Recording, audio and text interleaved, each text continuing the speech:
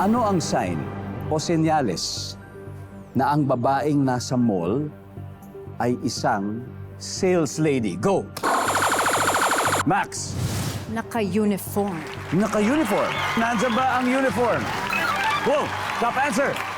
Pass or play, Max? Play! Balik po muna tayo dito. Max, okay, let's play this round. Dito, Johnny, ano ang sign ng babaeng nasa mall ay isang sales lady? May calculator. What? Calculator. Nagko-complete ng sales. Nandiyan ba yan?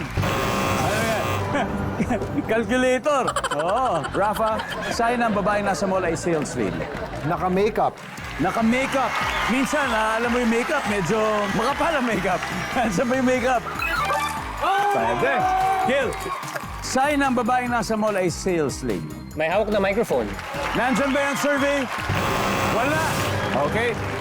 Team Betty, pwede na kayo mag-usap-usap. Pwede na mag-isip ng sagot na pang-steal. Kasi meron pang apat. Depende kung makuha ni Max.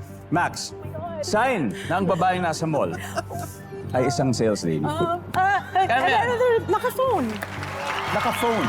Tumatawag, naka-phone. Okay. Naka-phone, nandyan ba yan? Oh,